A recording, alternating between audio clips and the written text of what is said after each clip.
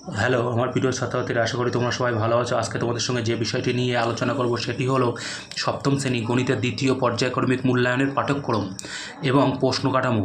তাহলে কোন কোন চ্যাপ্টারগুলো এখান থেকে পরীক্ষা হবে এবং কোন কোন চ্যাপ্টার থেকে কত নম্বরে প্রশ্ন আসবে, সমস্ত বিষয়টা নিয়ে আলোচনা করব।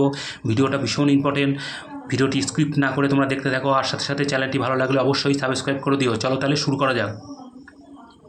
একদম প্রথমে বলে রাখছি, অধ্যায় 8 মানে ত্রিভুজ অঙ্কন, 9 নম্বর অধ্যায় সর্বসমতার ধারণা, 10 নম্বর অধ্যায় আসন্নমান, 11 নম্বর অধ্যায় ভগ্নাংশের বর্গমূল, 12 নম্বর অধ্যায় বীজগাণিতিক সূত্রাবলী, 13 নম্বর অধ্যায় সমান্তরাল সরলরেখা ও ছেদকের ধারণা, 14 নম্বর অধ্যায় ত্রিভুজের ধর্ম, 15 নম্বর অধ্যায় সময় দূরত্ব, 16 নম্বর অধ্যায় দ্বিস্তম্ভ লেখ। তাহলে মোট কিন্তু এই চ্যাপ্টারগুলো দ্বিতীয় পর্যায়ক্রমিক মূল্যায়নের পাঠ্যক্রম বা এইগুলো কিন্তু তোকে পরীক্ষায় প্রশ্ন আসবে এবং এই চ্যাপ্টারগুলো থেকে কোন কোন চ্যাপ্টার থেকে প্রশ্ন আসবে, কত নম্বরে প্রশ্ন আসবে সেইগুলো নিয়ে আলোচনা করছি। তাহলে প্রথমে কি আসবে না, 25 নম্বরে পরীক্ষা হবে এবং সময় কিন্তু 50 মিনিট।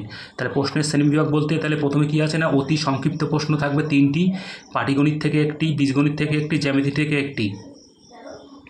এরপরে হচ্ছে পাটিগণিত। পাটিগণিতের 2টি অঙ্ক করতে হবে, দেয়া থাকবে 3টি। পাটিগণিতের অধ্যায়গুলো দেখে নেওয়া যাক। পাটিগণিতের অধ্যায় হচ্ছে 11 নম্বর অধ্যায়, 15 নম্বর অধ্যায়। 11 নম্বর অধ্যায় হচ্ছে ভগ্নাংশের বর্গমূল, 15 নম্বর অধ্যায় হচ্ছে সময় দূরত্ব। তাহলে ভগ্নাংশের বর্গমূল এবং সময় দূরত্ব এখান থেকে কিন্তু 3টে প্রশ্ন আসবে, 2টি করতে হবে। 4 গুণ 2 = 8। এরপরে বীজগণিত 3টে দেওয়া থাকবে, 2টি করতে হবে। 3 গুণ 2 = 6। অধ্যায় 12। অধ্যায় 12 বলতে এখানে দেখে নেওয়া যাক বীজগণিতিক সূত্রাবলী। তাহলে এই অধ্যায় থেকে কিন্তু 3টি প্রশ্ন থাকবে, 2টি করতে হবে। জ্যামিতি একটি, জ্যামিতির একটাই। ত্রিভুজ অঙ্কন থেকে 2টির মধ্যে একটি করতে হবে। এখানে চ্যাপ্টার হচ্ছে একটা ত্রিভুজ অঙ্কন, 4 গুণ 1 = 4। আর একটা হচ্ছে রাশিবিজ্ঞান। এই রাশিবিজ্ঞান থেকে কিন্তু একটি অঙ্ক থাকবে, মানে 2টি অঙ্ক থাকবে, একটি করতে হবে। 4 গুণ 1 = 4।